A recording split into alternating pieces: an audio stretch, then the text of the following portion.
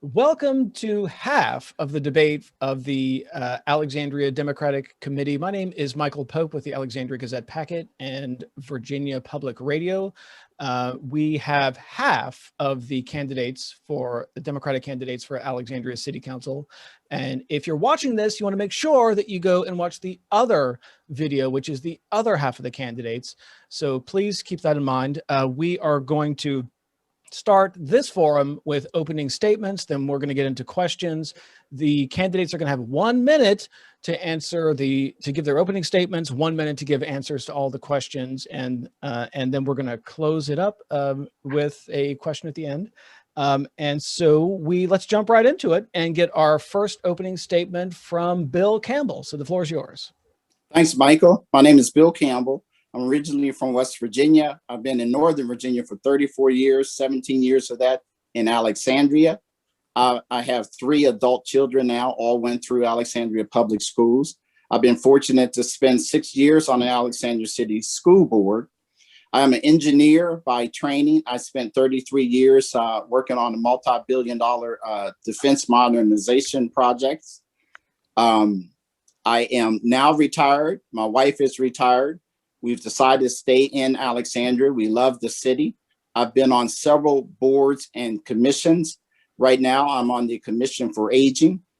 And we feel that my experience, my life experience, my experience on the various boards and commissions in Alexandria, to include being elected to the school board, will help serve the city well as a city council person. And so we appreciate your consideration.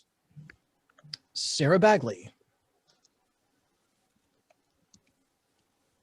Here I am. Good evening, everybody. I'm Sarah Bagley, first-time candidate for City Council. I'm originally from Virginia Beach, Virginia. I was raised by my father, a Marine veteran, and my mother, who graduated from the Old Dominion University when I was in elementary school. They raised me to value community service and education, and that's what I've done with my life. I am a lawyer by training. I spent many years working as a trial attorney, and most recently, I have been working for the last 6 years with an affordable housing nonprofit. Those two professional experiences uniquely prepare me for a role on City Council here in Alexandria. I know how to tackle complicated issues, ask expert questions, tough questions, and also to advocate for communities that are often underrepresented and underserviced. I also care very deeply about Alexandria, which is my home now, and I have served with the Moms Demand Action organization as the event lead, and I want to work hard to make sure that our communities are as safe as they can be for all of its members. Thank you for your time. John Chapman. Good evening. As a fourth-generation Alexandrian, serving my hometown is a personal thing for me. For the past 8 years, I've had the pleasure of serving you on City Council. From my experience serving the community, my unique perspective, as well as my proven leadership, has produced results. Tonight, I ask for your support for another 3-year term. This past year has been one of the most difficult of all of our lives. And as a founder of a local business, I saw firsthand what this pandemic and the pandemic-related closures did to small business. I also, as a new parent, I saw the challenges of juggling family and working from home. And I know each of you experienced your own challenges this past year. But we know that we all need to stand together, whether it be parents, whether it be residents, whether it be educators, whether it be the entire business community in the city, to define the new normal for Alexandria coming out of this pandemic. It's only our resilience that's going to allow us to rebuild and come out of this pandemic stronger. And I want to be a part of that effort and hope with your support to lead that effort. Amy Jackson. So I'm Amy Jackson. I'm a hometown girl growing up in Fox Chase Apartments in the West End, and I'm a product of ACPS. I'm also a mom, a wife, a daughter, and an educator, and a city councilwoman. I'm currently serving in my first term on city council, and I'm hoping you'll reelect me in early voting or on June 8th, and then hopefully again in November. As my colleagues already stated, our city is resilient, and as Alexandria recovers from this pandemic, we have several issues we need to continue to address. We have a healthcare crisis that became an economic crisis and an education childcare crisis, and the equity issue is throughout. In order for our city to reopen and live up to its full potential and build back better, we need vaccinations distributed in an equitable fashion, schools to reopen now to mitigate the achievement gap and get kids back on track. Our local businesses and restaurants have started to hire. Kirk McPike. Thank you so much, ADC Democrats, for watching this stream this evening. It's great to be with you. I've spent my entire life, well, my entire career, working to advance progressive democratic causes. And it's actually that work that brought me to Alexandria 10 years ago to run Adam Evans' campaign for the Virginia Senate. And when I arrived here, I didn't just discover a job, I discovered a place that I loved and wanted to be my home. And I've worked here in Alexandria ever since. On our city commissions, I've been a member and chair of the Alexandria Economic Opportunities Commission. Today, I am a member of the Budget and Fiscal Affairs Advisory Committee for our city. And in my professional life, I'm chief of staff to a member of Congress, a Democrat from California named Mark Decano. My whole life has been about advancing the progressive values that we share as ADC Democrats. And if elected to council, that's what I plan to do. First and foremost, to help our city recover from the COVID-19 pandemic, to help our families be made whole, to help our businesses become viable and to restore the businesses we lost, and to help our students catch up from the educational opportunities they've lost. I look forward to speaking with you all tonight and look forward to a great debate. Thank you. Kevin Harris. Hello, my name is Kevin Harris. I'm a minister, community organizer, small business owner, husband of 17 years, and a father of 4 girls who attend ACPS schools. And I'm running for city council to create a more equitable Alexandria. I've considered Alexandria home since attending John Adams Elementary while living in Southern Towers on the West End. Alexandria is a wonderful place to live, but we still have an equity issue that lingers in the shadows that needs to be addressed if we're to continue to shine as a city. As a minister, I know individuals who work in this city but can't afford to live here. As a community organizer, I know communities whose voices are underrepresented. As an entrepreneur, I know small business owners who aren't extended the same courtesy as larger companies. As a father, I've witnessed the educational gap that exists for girls and students of color. For years, I've fought on the ground to empower these groups and communities that have been systematically marginalized. Now I'm running for city council to continue my fight to ensure that equity is no longer a buzzword in Alexandria, but a reality, because I know that Alexandria is stronger for everyone when all voices are considered and the marginalized have a seat at the table. Thank you. And Patrick Moran. Thank you. My name is Patrick Moran, and my candidacy is about service. Service to my hometown, service to my community, a legacy of service and leadership that my family has offered to Alexandria since 1971. I grew up in Del Rey, and I now live in Old Town. Of the 13 candidates running for Alexandria City Council, I have one of 3 amongst Amy Jackson and John Chapman who were born in Alexandria. My heart and soul, as are theirs, are wed to Alexandria, its past and its incredible future. I'm offering to serve on City Council because I recognize that my experience will be critical to ensure that Alexandria is able to address our community's concerns as effectively and efficiently as possible. And because I know Alexandria can be the best small city in the world.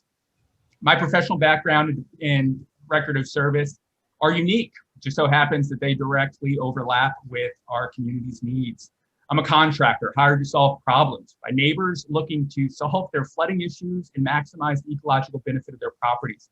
I'm a small business owner who's created jobs, full-time jobs with benefits and paid time off, where careers are launched and goals are achieved.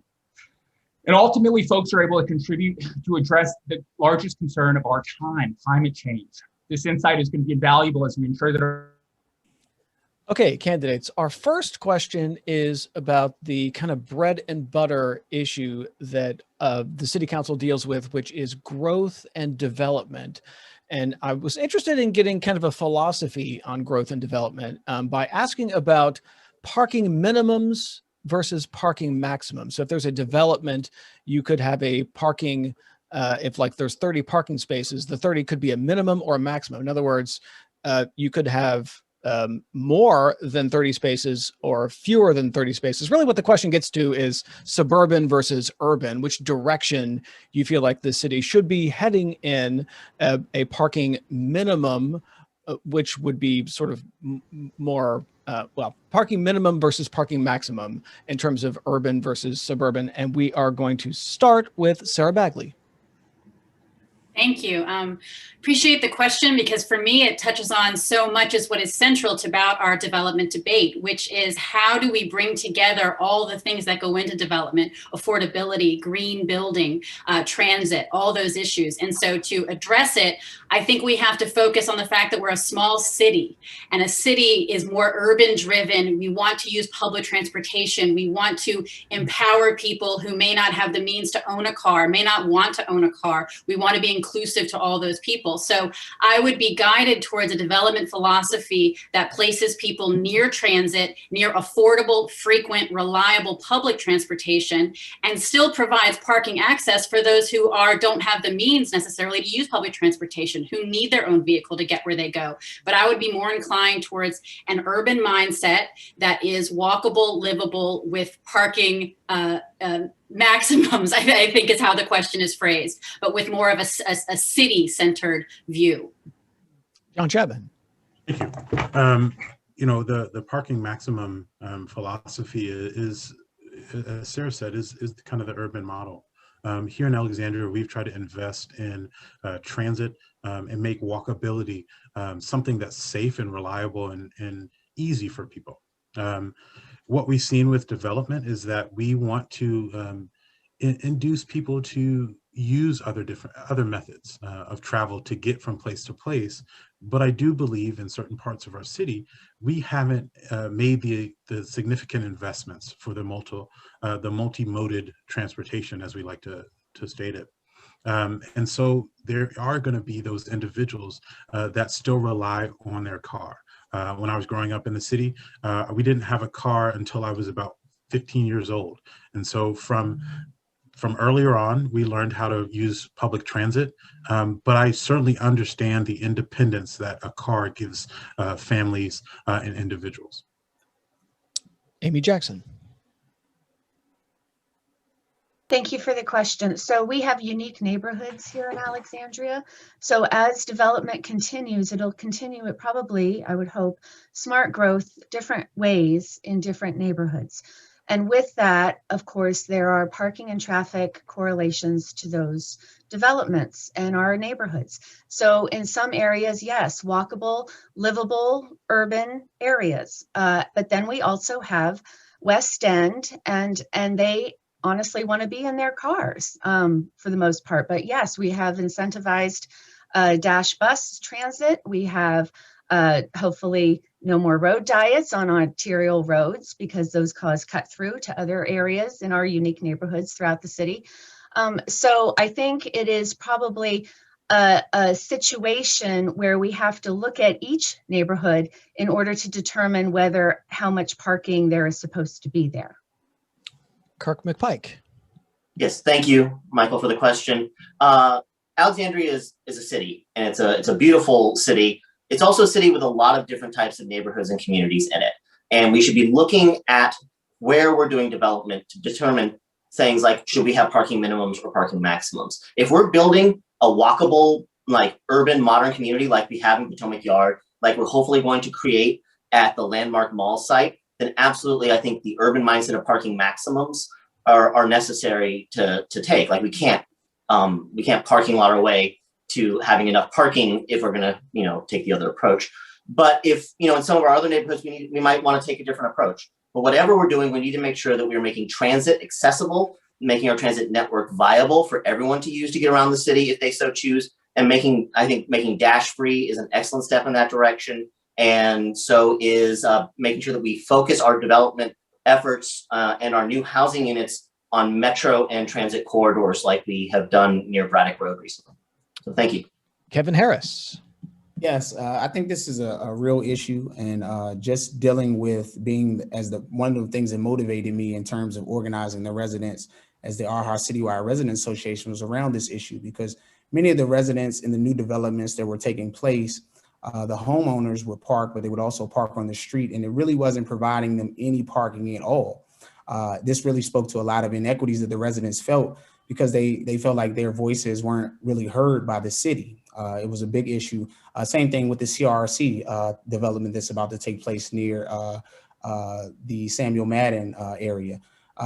that same thing came up once again about the parking. And so it's something that we have to make sure that we ensure, especially when we are making developments close to low income communities, because a lot of times those are the people that are often left out of the conversation and don't get an opportunity and feel like their voices really aren't heard. So, all right, thank you. Patrick Moran. Yeah. No, I appreciate the question. I think we have to address it neighborhood specifically. I think ultimately we can empower our neighborhoods to have a greater role and a greater say in development processes and stipulations that are set out by planning and zoning for how these projects are taken on. I think one of the best aspects of of the development is that parking is going underground. I think we need to look at that holistically and address it as a community need, not just for the residents of that particular parcel, but ultimately the surrounding neighborhoods as well, the surrounding communities and surrounding blocks. You have to anticipate too that that electric infrastructure for EVs is going to be front and center in the coming years. Europe's done it. The only reason we didn't was because of the administration for the last 4 years.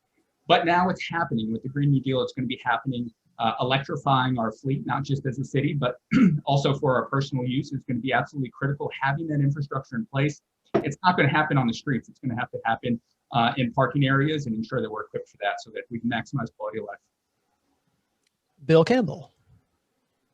Thank you, Michael. I think we have about 155,000 people in approximately 16 square miles. So we're certainly an urban area, and our schools certainly reflect that too in terms of the capacity and the growth in our schools. And so I think we need to be creative. We certainly still do have various neighborhoods, but we also need to have a consistency in terms of the public lands and the type of development that we do, and what kinds of parking variances that we have. I think we're moving in the right direction with the multimodal travel. We certainly want to have increased density around metros, and we want to have bus transit. And then in the areas where we can have safe, walkable routes, we want to continue in that direction also. All right, our next question is about affordable housing, which is, of course, a topic that I'm sure everyone's asking you guys about on the campaign trail. I was trying to get a sense, I hope to get a sense with this question of what your boundaries are. So, of course, affordable housing is important. Where do you put it? So I was going to ask you about two things, accessory dwelling units and co-locating on schools. So what's essentially too far? Would you support putting affordable housing in accessory dwelling units? Would you support putting affordable housing, co-locating it with schools? We are going to start with Councilman Chapman. You're first. Thank you for the question. Council did look to try to add ADUs as an additional policy that we have in our zoning, and allow for their usage, and look at them as an option or an opportunity to provide affordability. I think we, as a city, we can look to do that. Our homeowners that choose to put an additional unit on their property can provide that for family members, and for family members that are trying to age in place. As we look at our school sites, the interest that I had for any type of co-location really revolved around staff and employees. We hear more about the need to support our staff and employees and our teachers. And so a decent use for looking at any type of co-locating on housing would be looking at our staffing and employees, because we know of how tough it is for our staff to try to find housing within the city. Councilwoman Jackson. Thank you. Council did adopt the ADUs. I was not part of that, only because if we are looking for affordable housing options, I did not feel ADUs were going to be affordable, not to build them and not to be in them. So I felt it was a no-go for me on that. Co-locating on school property is definitely a no for me. The educator in me, and now during COVID-19, we need that property for our kids, for the schools. that's where it needs to stay. I think we need to look outside of and look at the other options. We have other office buildings. We have a lot of commercial real estate that doesn't have anybody in it right now because we've been telecommuting for the last 14 months. We need to look at those options. We need to look at options like redoing some zoning ordinances in this emergency situation to get our kids in those buildings, as well as affordable housing in those buildings as residential use. Kirk McPike. Thank you. So I'm very happy that the council decided to allow the creation of ADUs in Alexandria. I do think that there are not going to be a lot of them. There's not going to be a tidal wave of them, but there are going to be some, and they are going to provide very useful housing units for folks who are aging in place, folks who want to have a place to rent for a little bit of extra revenue. I think that students going to the new Virginia Tech Innovation Campus may end up living in some of these ADUs and hopefully stay in Alexandria to create businesses and pay commercial property taxes. So I'm very happy about that. I am not comfortable putting housing on school grounds because I think that makes the space inflexible and we don't have enough space for our schools and our students as it is. I am comfortable, however, with co-locating other sorts of civic resources like rec centers or community pools on school grounds. We've done that in some of our schools today and it's worked very well because the students also benefit from those resources. And while we're talking about affordable housing, I hope that everybody keeps in mind the need for assisted affordable living for seniors in Alexandria who want to retire in place and stay in the city that they love. Kevin Harris. Yes. So, being a member of the ARHA City, being a member of the Alexandria Redevelopment Housing Authority board as a commissioner, this is something that comes up often because we provide housing at the most affordable level. 90% of our affordable housing in the city has been dissipated. A lot of families have been moved out and they're pushed further and further away from job opportunities, away from public transit. And so I think we need to consider all of those things. ADUs are going to provide opportunities for people to be able to come back. There's so many families that I've talked to who talk about, the only way that their kids are going to be able to live here is that they give them their house. So that's a problem. And we have to take, use as many tools in our toolbox as we have possible. Also, being a boarding school, I went to Mercersburg Academy, which is a boarding school. So I don't really see a problem with co-locating on school grounds because as long as maybe we think about who lives there, because you got to think about we have teachers who are looking for somewhere to live. They're traveling all the way from Prince William County and further out. So we have to consider all things. Patrick Moran. No, I appreciate this, and I won't. We've got a lot of information regarding affordable housing on our website at patrickmoran.org. It'd be great to follow up regarding that. Two things that I haven't heard mentioned that I think are important is ADUs present an opportunity, especially for our Alexandrians that are intending to living in place, to generate an extra set of revenue, an extra set of income that makes it affordable. Cost of living is exploding.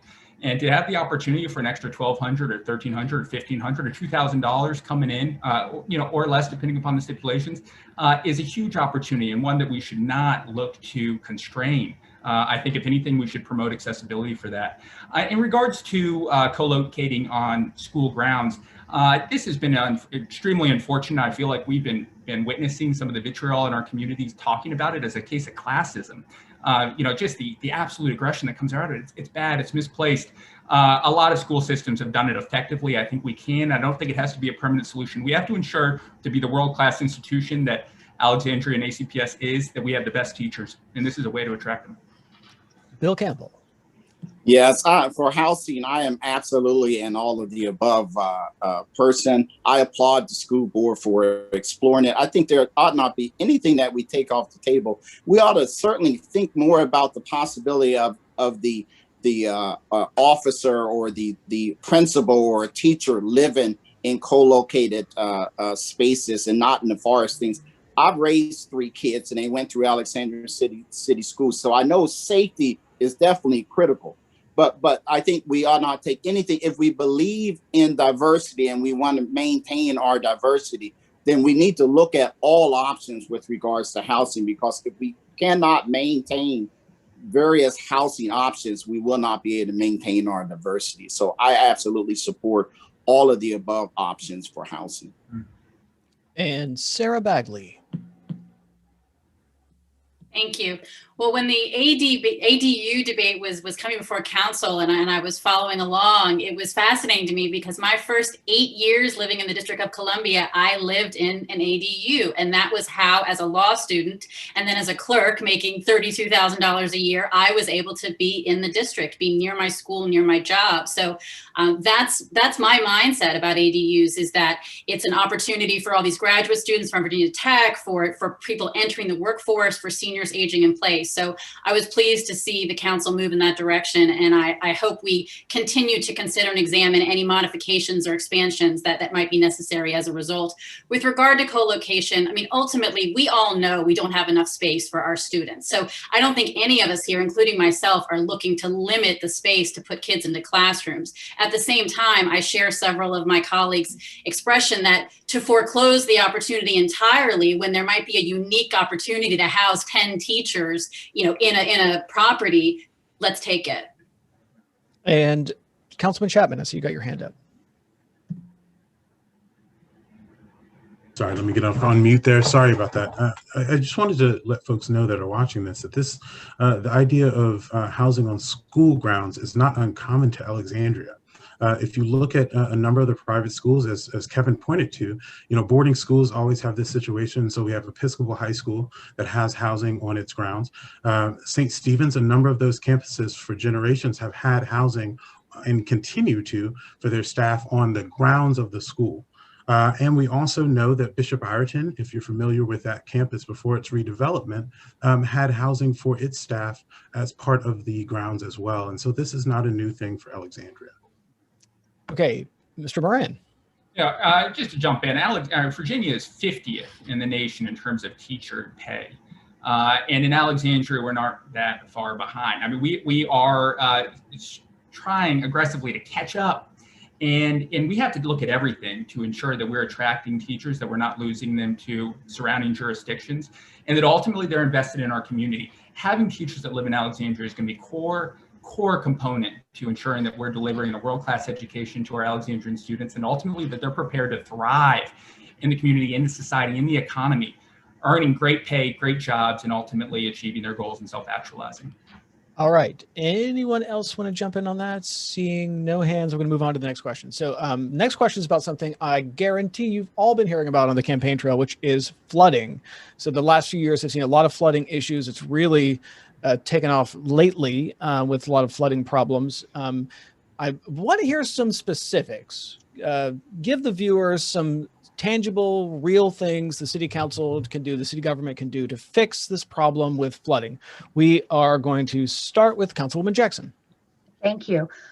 So we have done some things. Obviously, one is we have a lot of flooding because we've kicked this can down the road a little too long, obviously. So we need to fix especially the flooding that's in Delray and Rosemont, but it is throughout the city. It's also like Sunny Day flooding down on the waterfront. So as you've seen, we've had to add more stormwater fees. We've got an ad hoc committee for oversight. We've got very engaged community members that have also started their own groups to keep people aware of what is going on and who's saying what, and when the but when the spot projects are going to be done and where they are. And so, we've got only so much money to do so many projects starting at once. And hopefully some of the rescue plan funds will also be put towards some of those projects as well. Thank you. Kirk McPike. Yes, thank you. I'm very glad that the current council is taking the flooding situation seriously and has taken the bold step of increasing the stormwater fees to create this plan to address it. I think the most important thing we can do is listen to the people who are on the ad hoc committee, who are on the ground, bailing out their basements, watching their properties flood time and time again, to know what the true scope of the problem is and make sure that our response meets the moment. We're going to be dealing with both capacity issues and spot flooding issues. And I'm hopeful that we can bring money down from the federal government in the rescue plan, in the jobs plan, when Congress passes it and the president signs it, to work specifically on our capacity side of this problem so we can move that more quickly, so that as we're addressing the spot problems, we're putting that water back into a system that can actually take the water, and we're not just going to create a new flood further down the line. I also hope that as a council, we could take time to ask our developers to do more to help us remediate flooding and runoff from their own properties in the future as we look at new developments that are coming into the city. Kevin Harris. Yes, so this issue to me speaks to the number one rule in terms of being a city official is listening, right? Because people who live in these communities have been yelling about these things for years, and it's something that we continue to put off. And for me, going around and talking to people and hearing the different people in Delray and those different areas talk about how every time it rains, they have to pump their basement. And so serving as the resident association, citywide resident association president for ARHA, residents are always bringing things to me. I serve as a liaison between the organization ARHA and the residents. And so it has to be an urgent matter that you have to deal with. And I put myself in those people's shoes to make sure that those issues get resolved. I think one of the things that we can do is try to incentivize in development in terms of incentivizing the use of permeable surfaces, also utilizing the way these developments are done to ensure that maybe it can provide some job opportunities for for parents in the community. Patrick Moran. Yeah, we have to look at an all-of-the approach to do this, and this is a catalyzing issue that ultimately got me involved in this race. I think we also need to take a lead from some of our neighbors in terms of best practices and creative solutions that they implemented. DC just rolled out a 23-foot wide tunnel that is literally dug underneath. Think Boring Company, think Elon Musk. These are the types of solutions that are possible now. We have to open our eyes to ultimately incorporate them, but we have to pay for them as well. I think that we need to understand that the reason that this hasn't been done is because we've had a heck of a time finding revenues. Now, Dillon Rural State, there's a lot of technical reasons for that and why that has happened, and a stormwater utility fee increase is the beginning of that. But we need to look at bond financing. We need to be getting more assertive in terms of making financing and funding available. I think we also need to look at some of the small fixes that can have an immediate impact on neighbors, on quality of life. Mitigating stormwater BNPs can happen in medians. Our roads shouldn't be getting repaved to be asphalt. They should be permeable. These are things that I intend to bring to City Council and impose on staff to ensure that it's active from day one. Bill Campbell. Hey, thanks, Mike. So two things here. One is man's impact on climate. Our environmental action plan starts to get at some of these things, but 100-year storm doesn't necessarily mean it's going to happen every 100 years. You hope that, but we've had some bad storms here too. And the second thing is infrastructure. Infrastructure is just not sexy. So it's easy for elected officials and citizens to kick that can down the road. And it's been done. But on schools, we said we got to quit doing this because our schools, in terms of the infrastructure of the schools, not just capacity, but the maintenance and infrastructure. And so we presented a capital improvements budget that was significantly more, but it reflected reality of what we needed to do. So we formed a committee jointly with the city. And so the city's capital improvements budget was up also to start looking at the maintenance and infrastructure. Then certainly we've also increased the storm fee there too. So funding has a big part of it too. And now it's front and center on everybody's radar. Sarah Bagley. Thank you.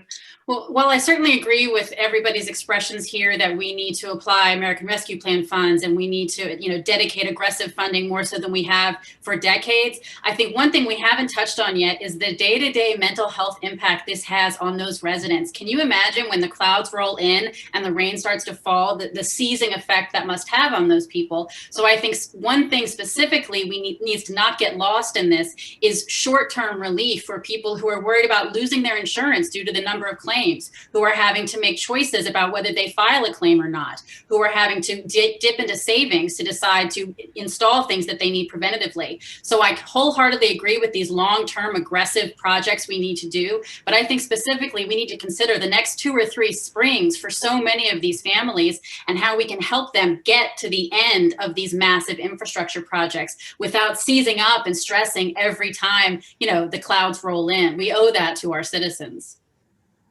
Councilman Chapman. Thank you. And Sarah's absolutely right, especially on the short-term solutions that we need to provide to residents. That's why I'm glad that Council pushed forward a proposal to provide a grant program for homeowners so that they can help fix up their property in the meantime, in that gap between now and when the city finishes some of these capacity projects, as well as some of these spot projects. I'm very glad to be the council liaison on the advisory group, where we've put together a group of activated citizens that are going to work with staff and hold the city accountable for making sure we complete the projects we said we have to. And frankly, they're going to push us to move up some of these projects. I think everybody is aware that we have a 10-year plus CIP for this, but we know we can't wait 10 years to fill out some of these projects. And so the focus is going to be taking some of the funding opportunities talked to us by Sarah and Kirk, and make sure that we use that funding to push these projects up and solve these problems quicker. Okay, anyone want to weigh in on that? Mr. Moran. Yeah, no, this is critically important, and I appreciate what Councilman Chapman said. There are things that we have to recognize as a community, and folks are going to be watching this and trying to figure out what the heck's going on. We do have 300 vacancies. This is an issue that we are looking at, but at the same time, we've got unfilled stormwater management professionals, project managers, and program managers that the city has not hired because we have a hiring freeze associated with the pandemic. We have to look at this. I think this is something that we have to address. We have to ensure that the folks that we do hire are educated and up to speed in terms of the best management practices and maximize the ecological benefit of the projects they take on. Okay, Mr. Harris. Yes, I was just going to say that this is, we're talking about this thing, but it's really something that really needs to take place. I mean, it's like one of those things that, I mean, you can hear people talking about it, but like you really have, like if you're dealing with, like I'm dealing with residents who deal with these sort of issues, this is real. This is a serious situation that it can't just be some campaign talk and all jargon. It's something that has to be done. It's been too long. And I don't want to be hearing about it 3 years from now. So we have to make sure that we put people in place that are really serious and compassionate and care about taking care of people.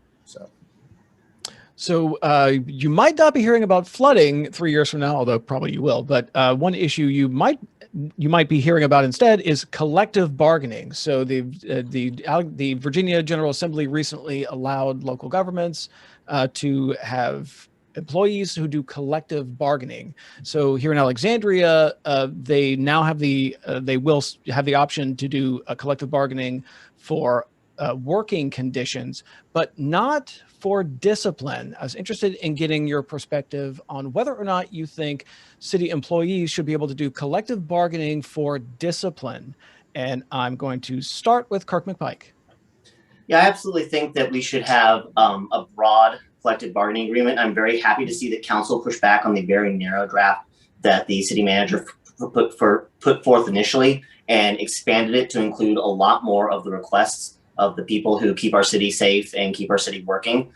In terms of specifically discipline, we need to make sure that the city has the ability to hold employees accountable, but also that employees have full due process rights for concerns on their jobs. And so I would hope that the city can work to achieve that sort of balance with our city employees. I think that this is a critical, that supporting our organized and union employees of the city is critically important. I think it's also critically important that as a city, we support unionized and organized workforces at our private employers, and that we encourage developers to connect with the unions that represent the building trades in the city. I'm very proud to have the support of the Labor Federation here in Northern Virginia, and I'll be a voice for the working people of this city on the council. Kevin Harris. Yes. So again, just listening and hearing and talking, people need to have the ability to be able to speak on their working conditions. There have been so many situations in the city, and also their pay, right? We have firefighters, only 9 of them live in the city. We have a bunch of firefighters and as well as police officers we have talent leaving, you know what I mean? They're going to local jurisdictions. I know in Prince William County, they opened up a job opening and 30 of our firefighters applied. But that speaks to the inability for them to be able to collectively bargain. And so we have to have the ability to allow these workers to be able to speak on their behalf so they can have some sort of control over their quality of life. That's really important. And that's one of the reasons why the firefighters endorsed me, Nova Labor, because I really believe in people having opportunity and not having their voices muffled. You know, we have to really pay attention to these working people because these are the people who are taking care of our communities, right? And so we want to make sure that we take care of them. Patrick Moran. Yeah, I was a supporter of this and was glad to see it move forward and Alexandria lead the way in terms of adopting collective bargaining ordinance with the legislation that the state approved. I think it's great. I think it's a core part of what ultimately is going to ensure that Alexandria has the best professional staff in the world. That's something that we have to ensure that we have, and it ultimately requires that they are paid the best, that they have the best working conditions, and that they also accept the professional responsibility and accountability that comes forward with that. You know, in terms of, to your question in regards to disciplinary action, I know that labor leaders were intricately involved on the negotiations with members of council, and that they accepted terms that they were comfortable with. I think that, you know, this is setting a standard, setting a pace that other jurisdictions are going to be able to look at. And I think ultimately will probably be subject to some updates, continual improvement, ensuring that it is best for not only our workers, but also for our city. Bill Campbell. So I grew up in West Virginia in the 60s and 70s, and I know that collective bargaining is absolutely not just about pay. Most of the time it's about safety. And so I'm 100% supportive of collective bargaining. Also here in Alexandria, you know, to be able to lose your job with the stroke of a pen. We had an incident with the schools where our janitors, we were going to move that to contractor support. And I was not on the board at the time, but I fought with EAA and others to save those folks' jobs. But that was a good example where they could have easily lost their jobs. And I think with the collective bargaining that we have, it will certainly help the employees. And so I'm 100% supportive of that. Sarah Bagley. Thank you. Yes, I share most of the panelists' position that the development of a CBA here in Alexandria, and as one of the first jurisdictions to move on that, you know, continuing to sort of set the standard of the progressive community that we are. I was proud of that.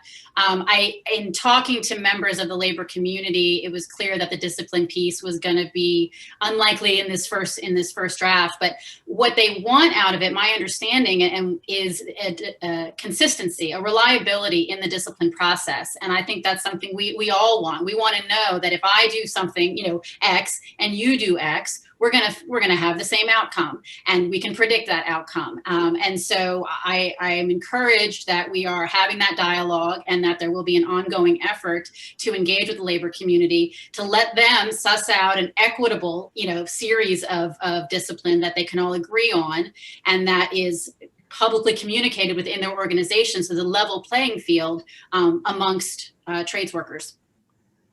Councilman Chapman. And it's correct to say that we are continuing that dialogue. This first step to have a CBA was just that, a first step to get some of the conversation started around issues of discipline. Overall, council has to be able to hold city staff accountable when it comes to some of their actions. And so putting that in a way that is constructive within the CBA process is something that we believe that did not need to be the first step, that need to be a continuing step and continuing discussion as we continue to update the CBA, talk to employees about kind of the expectations, but also talk to the community because they're going to have questions and want to know how council is holding staff and city staff and management accountable. Councilwoman Jackson. Yes, thank you. So in meeting with the all the different partners of this, we felt that this was a great place to start. That doesn't mean this is the end result and that discipline could be included later on. Right now, our city manager took on the meet and confer process before this even came to light. So where our city staff has to be disciplined, that is still in his realm, or whoever is going to be city manager whenever he is not. As a union member, I was a teacher in Fairfax County, and for over a decade, I was in a union. And so I'm very proud of this. And also, I know several of us on this call have been endorsed by many labor unions. And of course, our own ADC Labor Caucus is amazing in that partnership. to bring this forward. So, I'm proud, but yes, there could be some things that could be improved later on, but let's start here. And I think it's a good starting place. Thank you. Kirk McPike. Yeah, I'd just like to add that this process, this collective bargaining agreement, only improved because the labor unions that represent these workers got very engaged and very active, and their voice was important. We need to make sure that we're creating channels for the voice of labor, who are the best advocates for our working people as we recover from the pandemic, are heard by the council, including making sure that we have labor representation on all the city commissions that deal with workforce-related issues. Mr. Moran. Something I'd love to see as part of this, and as our organized labor becomes stronger and stronger in Alexandria, is a strong apprenticeship program offered to ACPS students and other Alexandria students that are going to private schools. These are trades and skills that are invaluable, that are resilient to fluctuations in the job market, and coupled with small business skills, accounting, and otherwise, it can be the basis in which folks can start their own jobs and achieve financial independence. All right, our next question is about an issue I'm sure you've all heard about, which is the Seminary Road diet. I want to ask a two-part question. A, would you be in favor of spending the money to undo what was done on Seminary Road and put it back to 4 lanes, which would cost somewhere between $300,000 and $700,000? And sort of thinking ahead, what do you think the future of road diets should be in Alexandria? So, two-part question: should the city undo what was done on Seminary Road and spend the money to undo it? And then 2, what's the future of road diets? We are going to start with Kevin Harris. Yes. So I feel like, and I'm saying yes to it. I'm just saying I feel like we have to do a good job at listening. I think this whole issue came about by not listening, but now I think it would be an even greater mistake fiscally to use good money for bad. I think it's one of those things that we ought to wait and see how it plays out before we try to change anything, because we've already wasted too much money creating the road diet. I think that we could use this money in other places. Earlier today, I was on a thing and I talked about, all the different diets that I think are more important, like the diet that some of our students that are on, 61% of them are on free and reduced lunch, how some of them don't have the food. That's a food diet for them. Affordable housing diet that we're faced with, where people don't have a place, they can't afford a place to stay in the city. Even with wages for some of our workers, with their wage diet. So there's so many other diets that take priority over this one that we need to really focus on making sure that we take care of our people first, but also, use the money more prudently. So. Patrick Moran. Yeah. Well, I can tell you, if I was part of that conversation, it would have looked a lot different if I'd been serving on city council during that time. But ultimately, I think we need to look at it as a cost. Congestion has a cost. And folks sitting in traffic, not being able to work, not being able to do other things, not being able to pick up their kids, not being able to do everything else, that has a cost. If that cost exceeds the cost of repayment, then I think we absolutely should look at it. I think a lot of the framework in which these conversations are made are so permanent. And I think that's to the detriment. I think it also reflects that our neighborhoods don't have the amount of policy influence, especially in our planning process, as they ought to. I think we need to leverage technology to ensure that our neighborhoods and that our neighborhood leaders are informed, and that ultimately the basis in which council is evaluating their opinion, their judgment, and their endorsement of issues is tit for tat with with ultimately who they represent, the amount of neighbors that are ultimately organized within these, so that they can be compared to some of the other stakeholders that are intricately involved in these decisions. Seminary Road, I think the seminary itself was a big proponent of this. I think these are conversations we have to have. Before we move on to Bill Campbell, Patrick Moran, would you spend the money to undo it? I would spend the money to undo it if the money to undo it was $300,000 to $700,000. Yeah, what I want to see is a report that shows the cost of congestion associated with it post-pandemic when traffic resumes. Bill Campbell. So I'm hoping to be the council person that helps to over communicate everything that we do and what we do and why we do it. And I don't have a lot of time for hyperbole and rhetoric, and a good example is to call this a road diet. It's a comprehensive streetscape plan that you look at. And I think it's irresponsible for someone to say they would have voted differently. As an elected official, you realize that there's lots of things that goes into a decision that you have to make. There's lots of research. Staff does a lot of work. There's lots of things that you have to consider before you make a vote.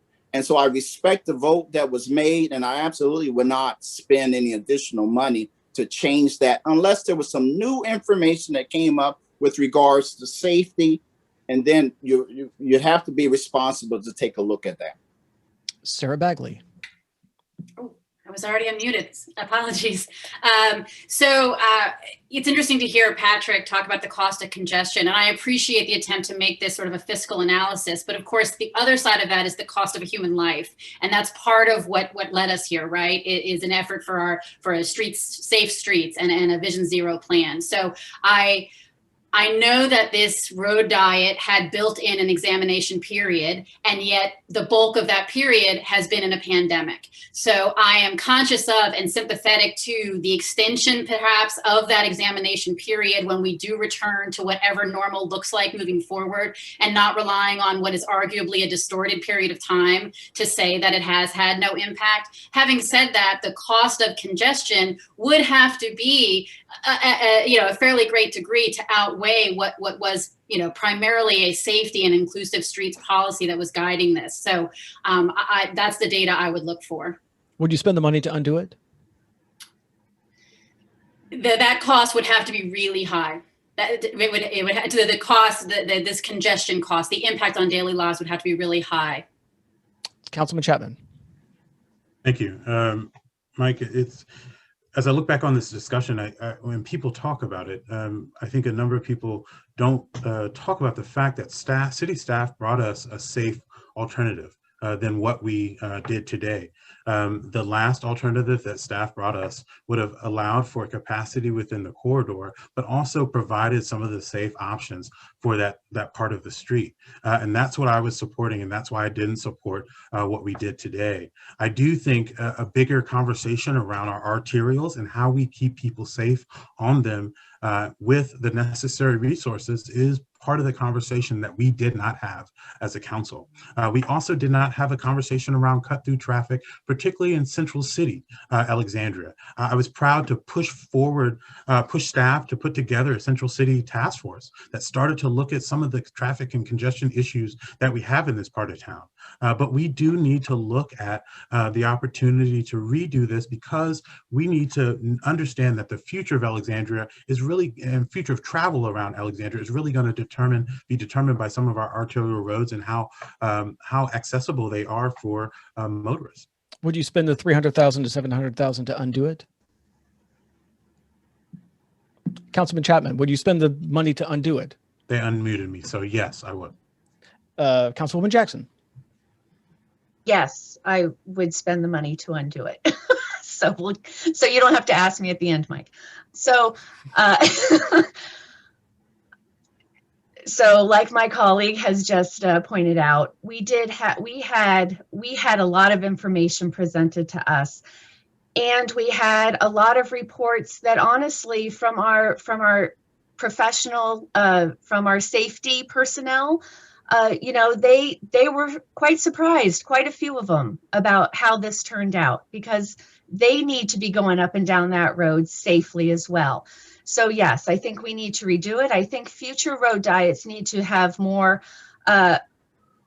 transparency and communication built around those while they are presented to council, because this became a he said, she said in a lot of ways that I don't think anyone on council was prepared for when city staff brought it to us.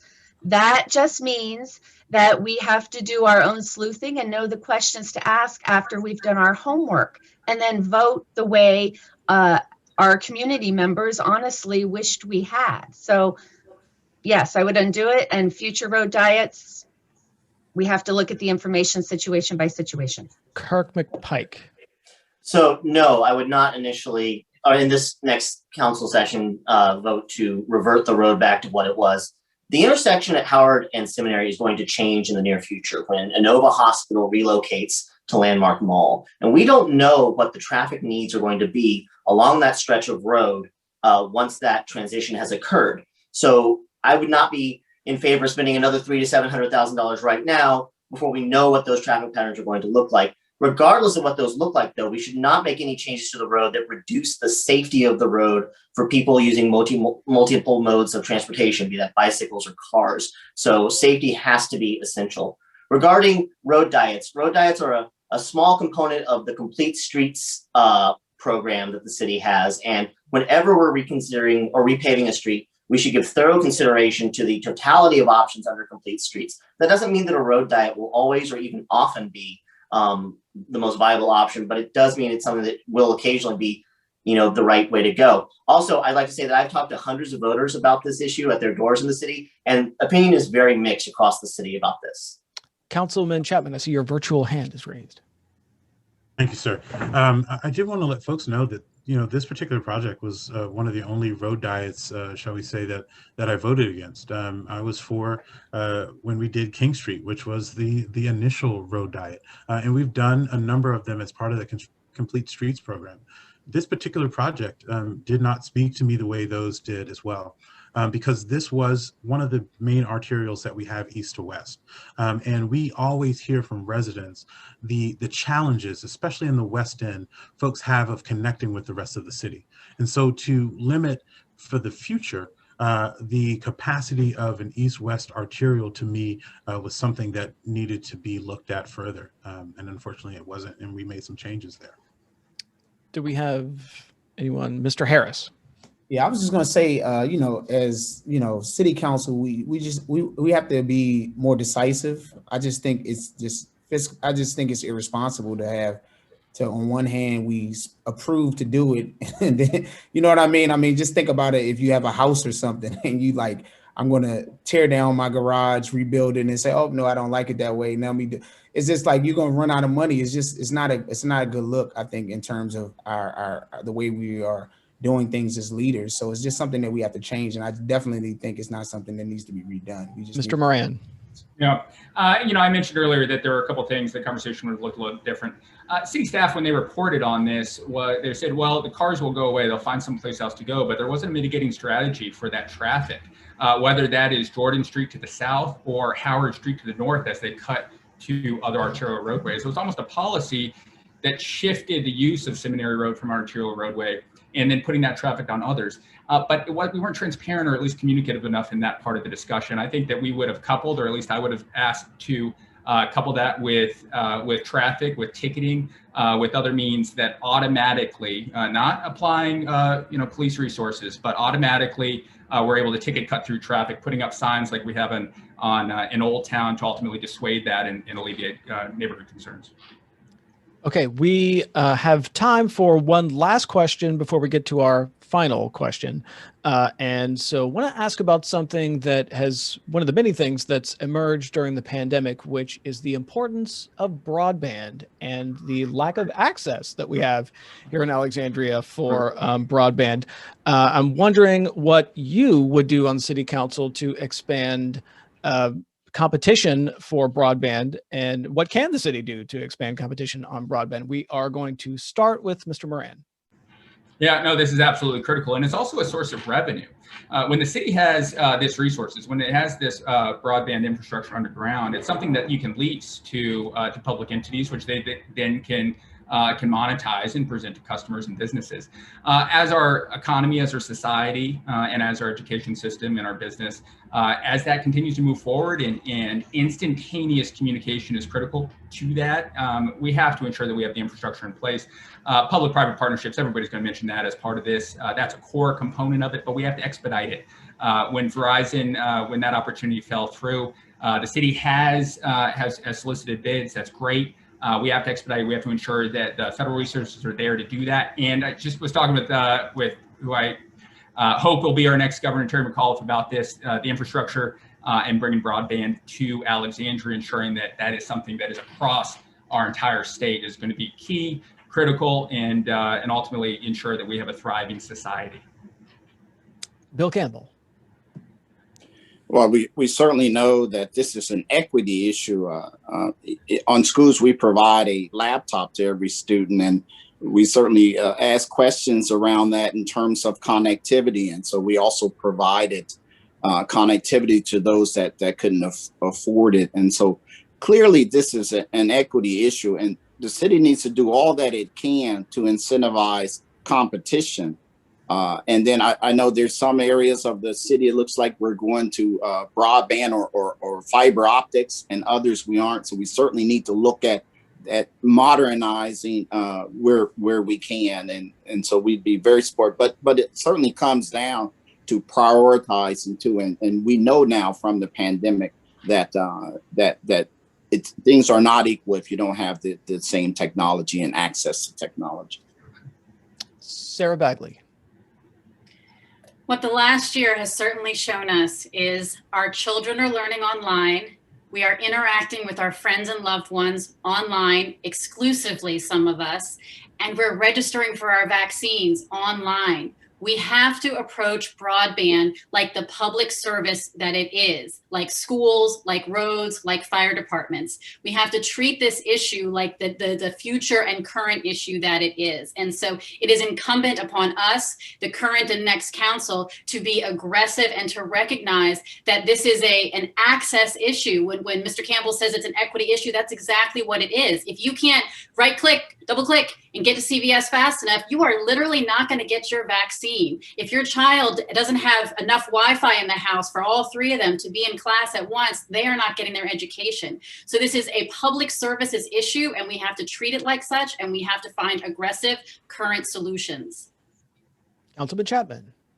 I'm proud of this council as well as previous councils that have been aggressive on this issue. As I know, we have gone to the market several times trying to find the right company to come into Alexandria and help us build out our broadband. It's taken multiple times and many years to try to find that partner, but we haven't given up because we know the importance of broadband. We have municipal broadband at a number of our municipal sites. We're working with ACPS to build out their infrastructure, but we know the last piece of this is to bring it out to the community. And we need to bring it out in an equitable way. It's easy to try to throw it into the easiest parts of Alexandria to do the construction underneath. But we know that we need it so much more on the West End, frankly, where we have so many more residents. And so building out our broadband is going to be one of those processes where we are going to have to be vigilant with the companies that we work with to make sure that they are doing that in an equitable manner across the city, so that when we actually turn this on, people from different neighborhoods can access this broadband. Councilwoman Jackson. Yes, thank you. So this is essential, obviously. After just being 14 months, I believe I'm the only mother of 2 elementary school age children who the first grader has a tablet and the third grader has a Chromebook. And the thing that happened the other day during all that wind is one teacher was actually in the school. The school didn't have electricity or broadband, so he could not finish his classes because they couldn't get back on.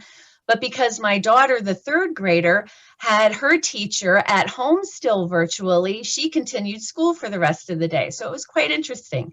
So we need to have broadband throughout the city. We're working on a municipal fiber network, and we need to bring the public-private partnerships like Virginia Tech Innovation Campus, Amazon, anybody that wants to get on board to help us get this thing built for all of our community. We have seen during COVID, it's not just our students and schools who have been using this for the last 14 months, it is our workforce because they have been telecommuting as well. So it is a community-wide issue that we need to have addressed right now. Thank you. Kirk McPike. Thank you. Yes, the inequitable access to broadband in Alexandria cost many of our students an equal opportunity at learning over the course of this pandemic. It cost people opportunities to get jobs. And because of the inequitable access to vaccine slots, we can never be sure if it didn't cost any lives. So we absolutely have to address this problem.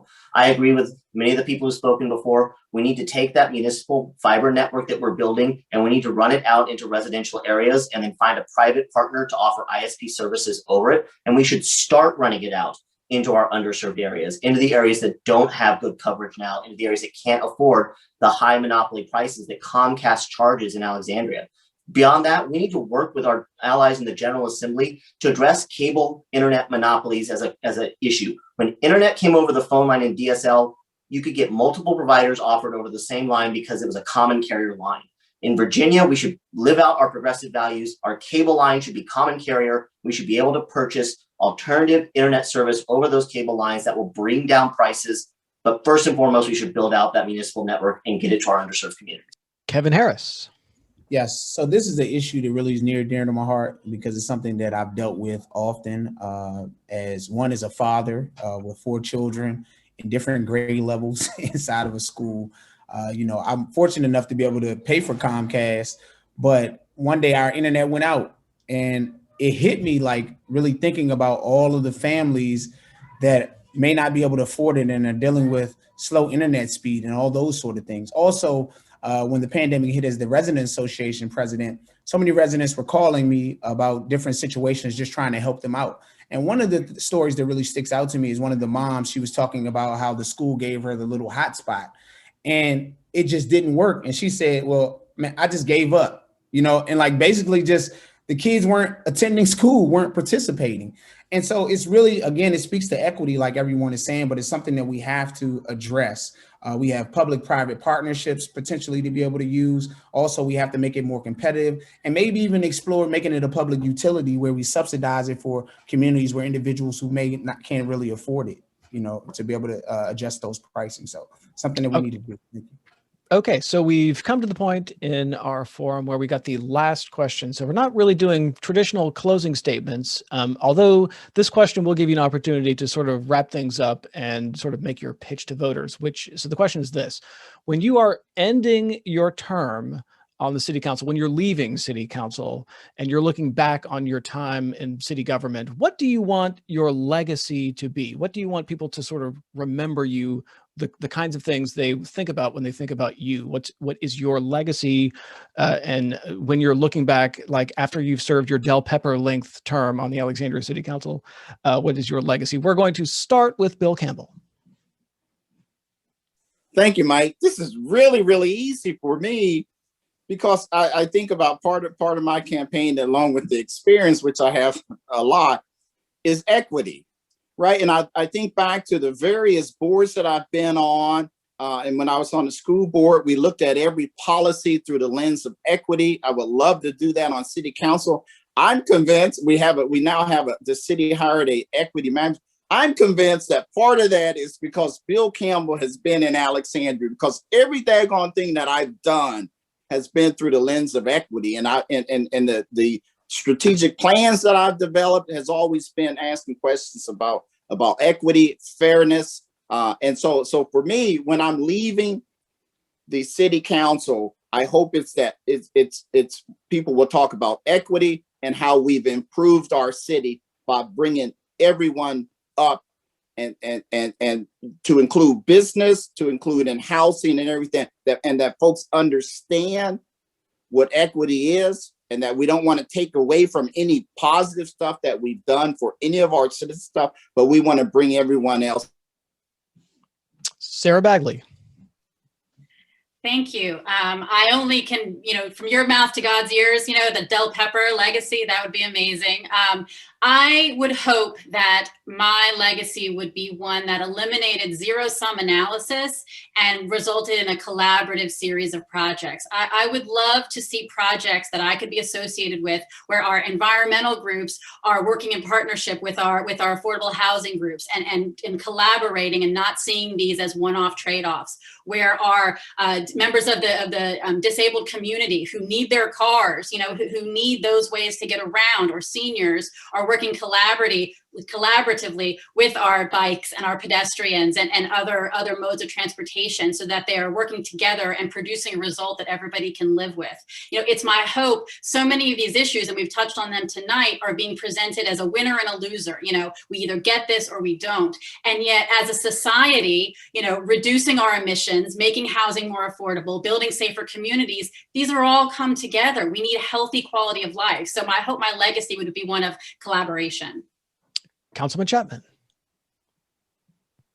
Thank you for the question. I think the word that comes to mind for me is opportunity. I want people to feel, and I hope that people feel that I've created opportunity. I'm a fourth generation Alexandrian. I know that I have to prepare this city for future generations of my family. I know folks here, you look at Mr. Harris, he's got a set of kids. He wants to prepare this city for his family. So does anybody that's a parent. And so my focus on council really sharpened when I had a son. It said, I have to really set this place for him. And what that means is we have to have quality education. We have to have transit and opportunities for him to move around the city that are safe. And we have to have an opportunity for him to start a business here. These are things that we need to make opportunities now so that future generations already have them, and they're regular things in the city. We have been a city of not allowing everyone opportunity. And now we are talking about equity and change so that we can do that. Kirk McPike. I thought it was Ms. Jackson next. Oh, did I? Yes, I'm sorry. Yes. Thank you for pointing that out. Councilwoman Jackson. It's like, oh, we're going out of turn now. Okay. So thank you for that question. I've always been very community minded and all about service. That's what my life has been. In anything that I've done ever, it's always about serving others. So I feel like it's my turn on council, as it will always be for others when their turn comes, to serve the community, to listen to the community, to help preserve our past, our history. That's what Alexandria, the tourism that it's known for, it brings us here with our past, but also about the progression into the future. And yes, it's about the kids. We want the kid. I had a wonderful time growing up here in Alexandria, and I want my kids to have the same opportunities and have a better life for them, even though ours, isn't bad, but it's also during a pandemic, so it is. But to provide for them for later in life, as I want that for all Alexandrians. Now it's Kirk McPike. Thank you. Yes. So I would hope at the end of my time on council, the future of Alexandria is even brighter than its present. And that it's brighter because we've created housing that is affordable for people at different levels of income. It's brighter because we've taken care of our schools, made sure that we've addressed overcrowding and given them the funding they need to help every student succeed. It's brighter because people in our neighborhoods today that flood see a rainstorm coming and think it's going to be a nuisance and not a threat to the most important investment that they have. That it's brighter because we've increased our equity, we've increased our diversity, we've embraced the multitude of different kinds of communities we have in Alexandria and listened to them as we built that future. I think Alexandria's future could be one where we manifest and are a shining beacon of the progressive values that drive the ADC, that drive the city forward, that made me fall in love with it when I came here from Texas. And it was like crawling my way out of hell and being handed a glass of iced lemonade. I love this city. I want to build a brighter future for it. And I hope that you'll give me the opportunity to do so. Kevin Harris. All right. So I want my legacy to be, I made Alexandria a just city, not just a city.